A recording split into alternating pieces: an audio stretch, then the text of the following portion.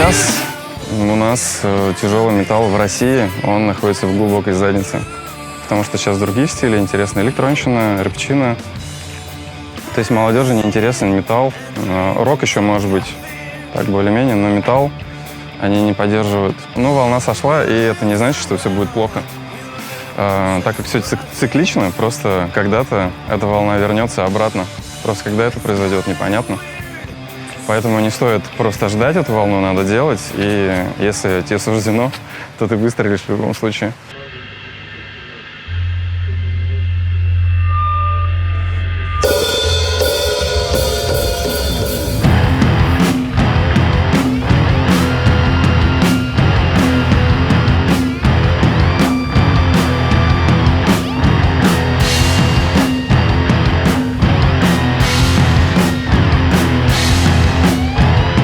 Мало кто может определить жанр нашей музыки, мы сами с трудом это можем сделать. И это не совсем стоунер, он немножко похож на постметал, местами там какие-то нотки дума есть, может быть. Но в целом это все вокруг так называемой дезерт-сцены. Вообще про дезерт-сцену в Ижевске, да и в России не очень много кто знает. Он возник в Штатах, на юге, где на самом деле вот как раз жара, пустыня. Слово стоунер значит торчок. Ну, типа обдолбыш. Потому что вот в кругах тех людей было очень популярно курнуть и не спеша играть грувовое, тяжелое рифы на гитаре, чтобы вот так вот это все естественно замедлялось, качало, и идет во многом это от южного рока.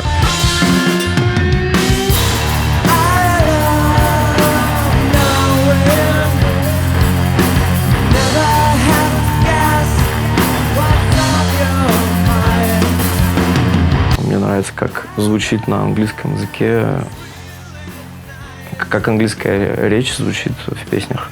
То есть я считаю, что язык английский, он более музыкальный. Есть люди, которые делятся, там, музыканты, на там, два типа. То есть я пишу текст, на текст придумываю музыку, или я пишу музыку, на музыку придумываю текст. Вот я отношусь ко второму типу, потому что для меня музыка первостепенно, и для меня, по сути, вот вокальные партии — это продолжение музыки.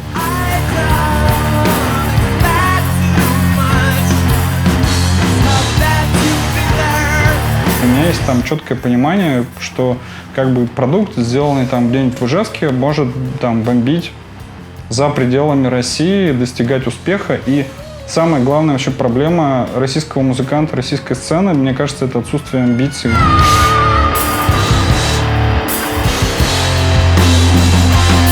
Все, что делают в России, это копия того, что мы слышим, то, на чем мы растем. Ну, естественно, это отцы там разных стилей, типа нью-метал, альтернативу или прогрессив какой-нибудь, Slipknot, Korn, Limp Bizkit, Tool. Допустим, я больше по тяжеляку угораю. Мне нравится Годжира, нравится всякий дискорд, типа Despised Icon или что-то посложнее для восприятия, Iron Dissonance, там разные такие прогрессивные, короче, группы.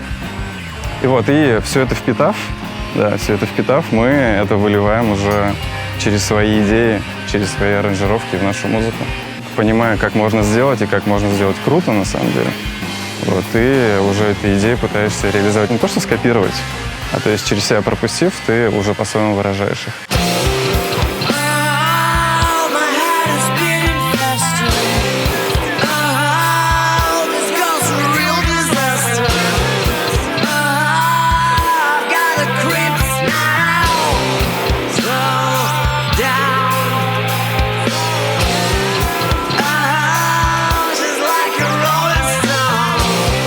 Уже сегодня у нас много слушателей по всему миру, то есть люди пишут там из Чили, из Перу, из каких-то стран. Думаешь, ё-моё, это вообще на другом конце планеты. Просто вот если земной шар проткнуть, и ребята там какие-то слушают Lunar Woods, пишут прикольно, как бы интересно. Ты там можешь с ними поговорить, там, как снег выглядит. Они говорят, снег никогда не видели, но Lunar Woods слышали.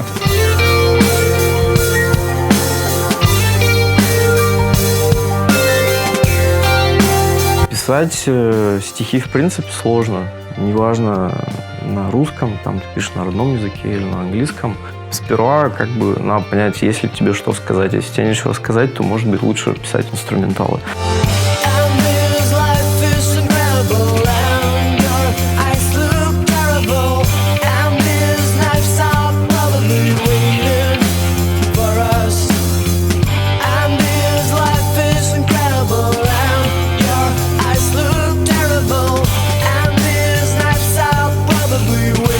Парни, сколько вы не спали? Сколько мы Проще сказать, спали, сколько да. вы спали. Час, я спал час. Так. Я чуть меньше. Это- Я не мог уснуть. Тут есть один нюанс. Все-таки мы не native спикеры, так скажем. То есть мы не носители английского языка.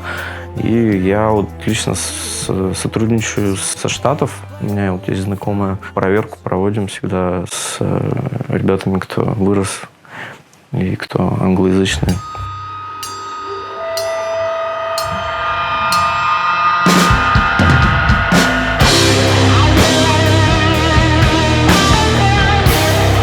Когда мы вообще сформировали то, что стало Lunar Woods, Илья принес наброски своих песен. Их было две, он вообще считал, что он гитарист, что он не поет, но он просто сделал наброски и спел там. Я послушал, меня так пробрало, и там был классный текст. Я очень редко читаю тексты, но мне интересно стало. И это была песня человека, которому тяжело.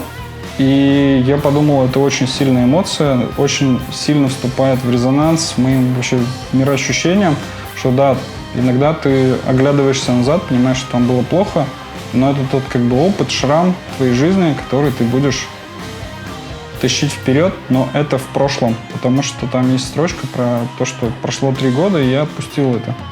И я заметил, это так странно, но вот когда в жизни какое-то дерьмо случается, ты где-то, ну там, год-два, для тебя еще сохраняется колкость момента, когда ты вспоминаешь, ну вот о какой-то утрате, потере, проблеме. Вот если прошло 3 года, ты чувствуешь, что вот это просто твой жизненный опыт, и он в прошлом остался.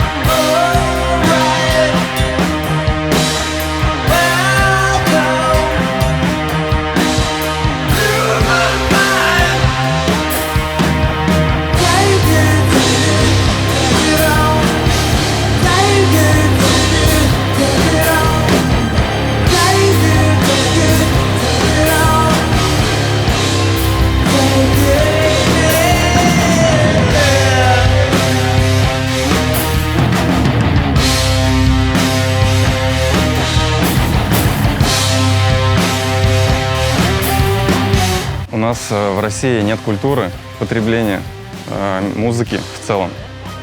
То есть, что я имею в виду? Поддержка исполнителя именно. То есть покупка диска, покупка мерча. Единственное, чем может заработать российский исполнитель, это концерты. Вот. А в Европах как это все происходит? Мало того, что фанаты твои обязательно покупают диски, то есть ты выпустил что-то, они там тебе бабла кидают, покупают. Ты приезжаешь на концерт, и на концерте у тебя разбирают мерчуху просто. Какую бы ты цену ни выставил, они там покупают у тебя футболки, чтобы поддержать именно исполнителей, потому что они ценят вот этот интеллектуальный труд, тем более, когда тебе нравится группа, ты готов там поддержать ее.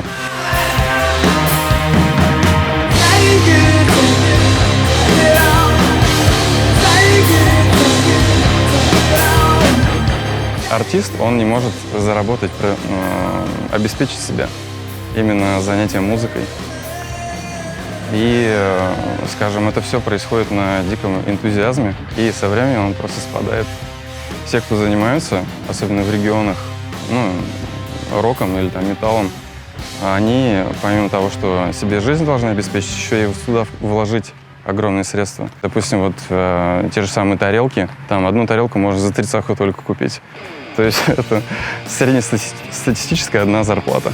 На одну тарелку у тебя уйдет, на хорошую, качественную. А если ты будешь играть на плохом инструменте, это все изучать будет плохо тоже. Вот, и люди сталкиваются с таким моментом, когда тебе нужно правильно расставить приоритеты. Или ты занимаешься только этим, вкладываешь туда просто все, что можно, вот, и на себя не тратишь. Или ты просто или бросаешь это, или то есть занимаешься только как хобби. Раз в неделю или раз в месяц там с пацанами собрались под пиво, поиграли ракешник. Бабки, приятная штука, да, то есть как бы на самом деле вот у нас прям куча мерча напечатанного есть, там можно продукцию купить в сети. Русские почти никогда ничего не покупают в основном как раз американцы, немцы, скандинавы покупают, то есть там вот цифровые даже вот записи, которые, их можно там бесплатно слушать, да, но они покупают там сколько, 15, по-моему, евро стоит диск, на котором там все есть. Периодически бывает, да. То есть, на самом деле, зарабатывать в мире музыки андеграундной в 2020 году реально очень сложно. И это скорее не про то, что мы сейчас сделаем коммерческий продукт, поедем, будем на этом бабки зарабатывать. Это именно про самореализацию, про желание оставить что-то после себя и сделать что-то, что реализует наши амбиции. Есть мечта, что мы можем реализовать себя на Западе. Ты сам оттуда берешь. И если ты смог себя проявить там, в этом месте, откуда ты вдохновился, то это прямо чего-то стоит. То есть ты действительно достоин занимать место среди остальных групп такого же уровня. То есть здесь ты никому не нужен. Здесь нужен только там Киркоров или какой-нибудь рэпер какой-нибудь там, модный Фейс, если он модный еще до сих пор. Допустим. То есть про тебя никто не хочет слышать, пока ты о себе не заявишь. А вот прямо чтобы ты здесь шаг за шагом развивался, поднимался с низов постепенно наверх, мне кажется, здесь это сложнее сделать. Нет достойных фестивалей, те же самые всякие нашествия, улетает чисто панкота, русский рок, и какие-то старички, которые себя уже давно зарекомендовали. Там у меня лично желания там выступать вообще нет. Никогда.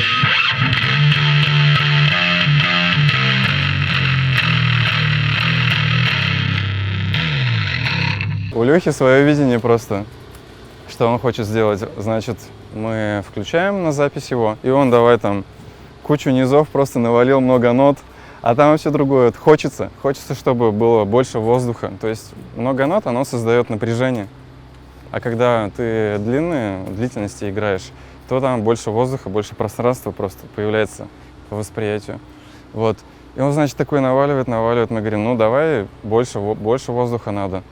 И он прямо с грустным выражением лица такой один раз ударил, но зато хорошо прозвучало. Еще у меня немного глючит педаль. Но я еще очень люблю фуз, который прямо стену звука дает. Это звучит примерно так.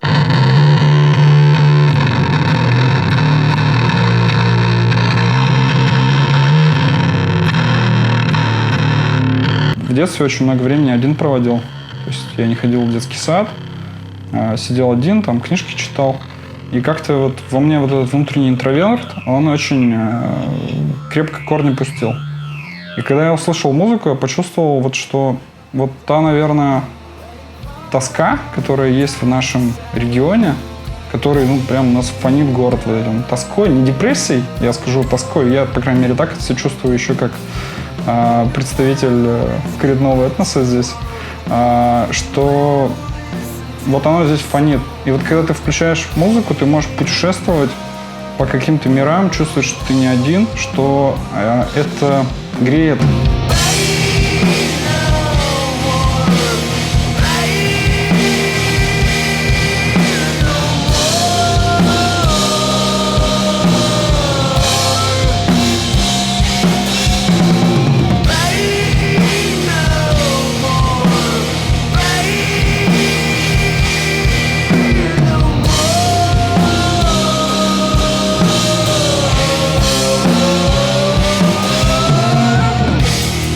И в детстве, в каком-то подростковом возрасте, мне казалось, что грустить, наверное, плохо, нехорошо, как-то это все давит. Потом ты понимаешь, что это абсолютно нормально, естественно, это такой цикл вещей, которые надо просто пережить, может быть, даже удовольствие от них получать.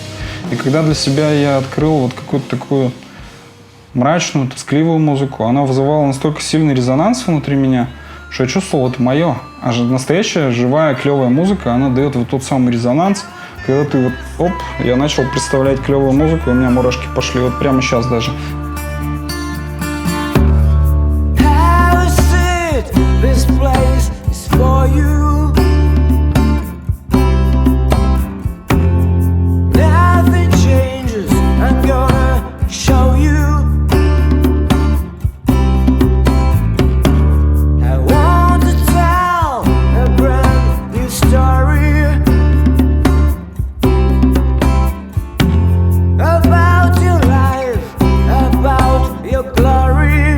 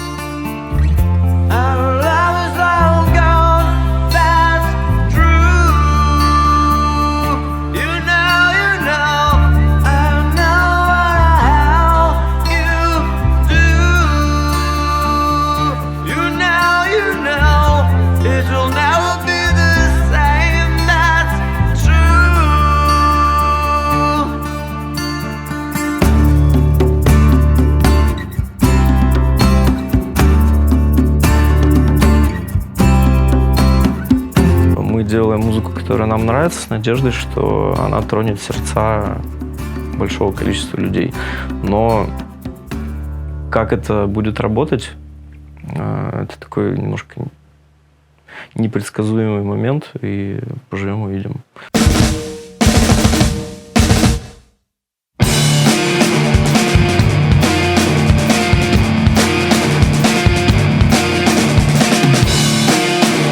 Казань мы едем, потому что там есть очень крутая студия. Ну и я бы сказал, что там есть очень крутой звукач, с которым интересно работать. Мы с ним общаемся, переписываемся. Я понимаю, что человек прислал. Вот. Мы едем в студию, чтобы потом получить наиболее качественный материал. На студии там хорошие барабаны, ну, по крайней мере, выше уровнем, чем здесь у нас есть. Потом там отличный парк микрофонов, который поможет все это снять. Там большая комната, хорошая акустика, которая поможет передать вот этот объем вот этой комнаты, когда ты играешь на барабанах. И мы же отслушивали те записи, которые они делают у себя на студии. Барабаны вообще шикарно просто звучат.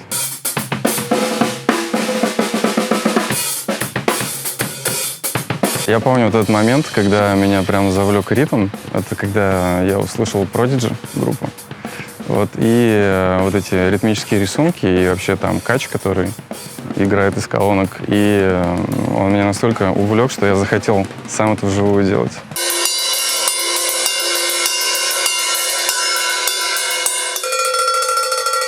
За историю Lunar Roots у нас было 3 ударника. Один из них был сессионный. Мы всегда хотели, чтобы в команде был именно участник группы, а не сессионщик. То есть человек, который максимально большое количество может времени уделять проекту.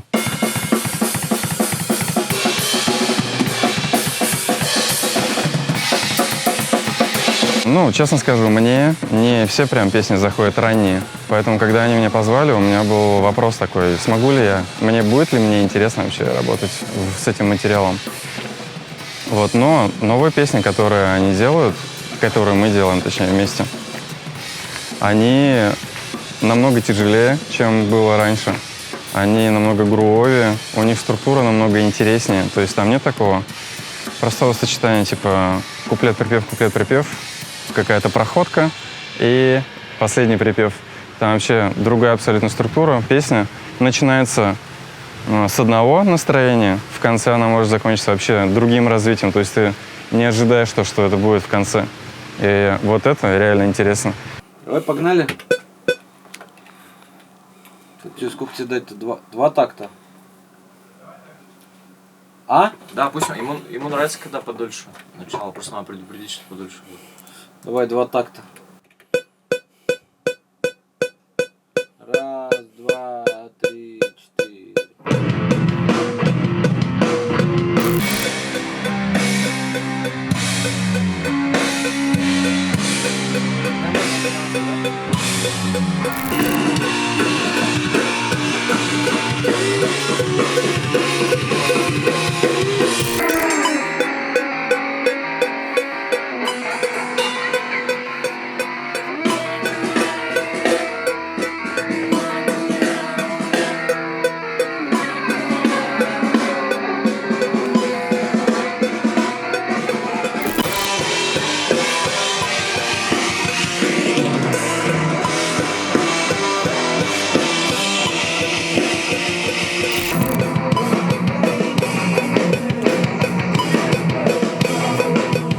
Вот в этом месте мало у тебя просаживается.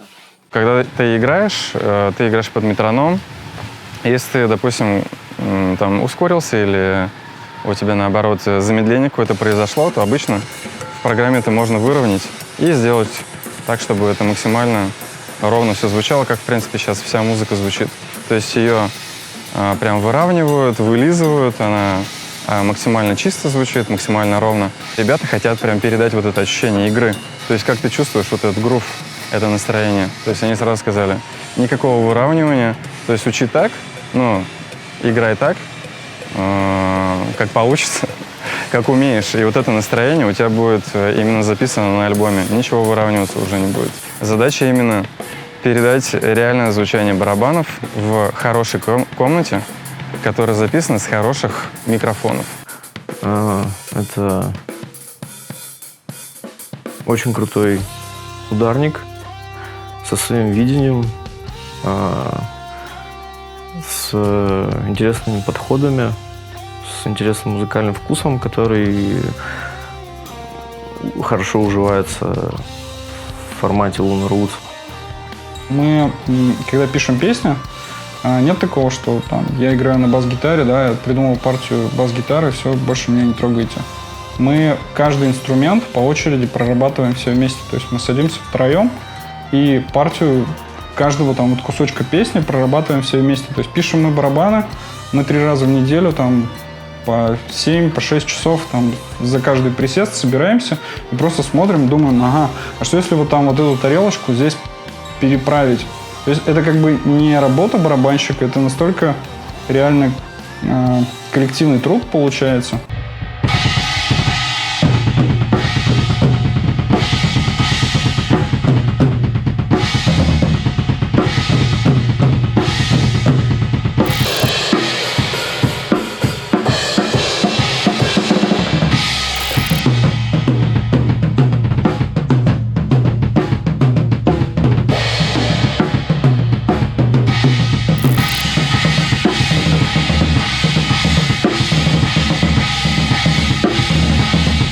У тебя сейчас получше было или нет? Субъективное ощущение вот по куплетному груву, мне кажется, там немножко подинамичнее надо играть, прям высекать.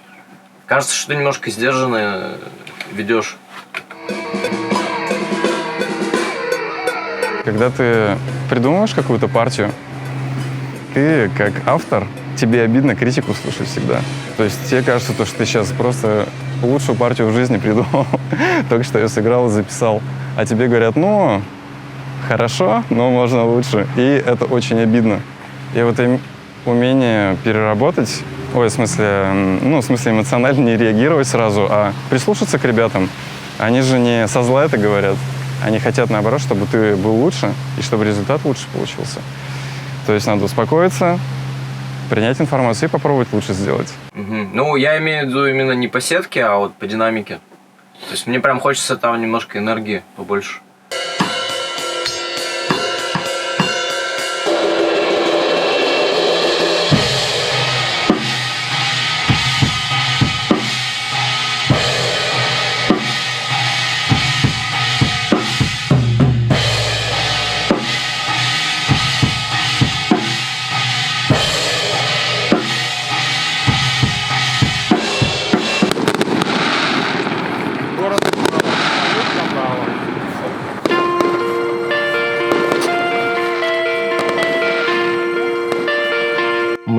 сам интересен в том числе факт выехать. Это новый опыт, это новые люди, новое общение. И музыка, она, в принципе, так и работает, что ты взаимодействуешь с людьми и видишь новые горизонты, чужие мнения, они важны. И в конечном итоге ты получаешь результат более интересный. Я боюсь, это будет... Инородно? Это будет не то, что инородно, это будет разъезжаться сейчас. Для этого надо прям, квантировать жестко. И тогда... И потом эту дробь тоже. Тогда можно поверх такие вещи писать. А сейчас вот ты наложишь, там все разъедется.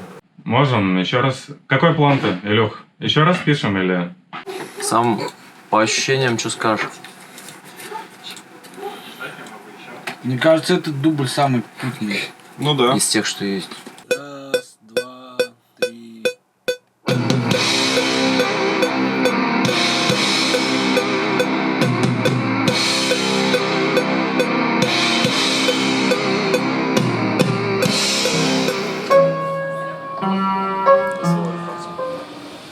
Ну, наконец-то мы закончили, прописали 13 треков за эти выходные и очень довольны результатом. Огромный респект Мише, Миша вообще просто монстр.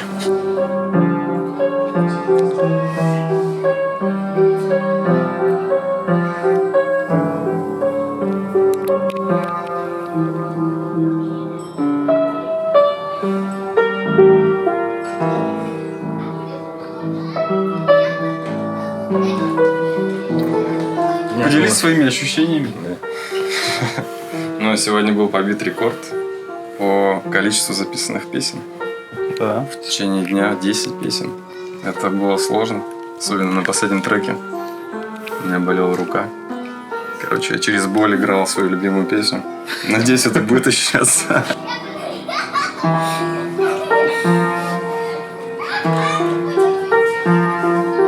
Я вообще предвкушаю тот контент, который мы сделали. Я пока эти дни слушал, что получается.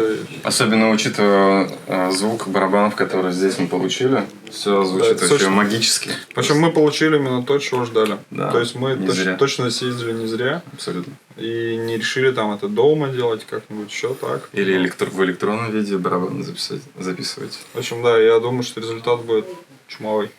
Вот эта подготовка больше года, она вся была не зря. Это того стоило. Я думаю, что вы оцените, когда послушаете материал. А когда мы его послушаем, кстати? Не раньше следующего года. Я думаю, что процесс сведения займет тоже много времени. Ну и плюс еще записать надо будет гитары, бас в первую очередь. Ну да. Да, Потом то мало ли гитары придется еще переписывать. Плюс вокал, какие-то еще. есть плюс сводить, Сводить, клавиши. плюс готовиться к релизу, плюс маркетинг. Да. Плюс туда-сюда. И вылазим на начало следующего года. I get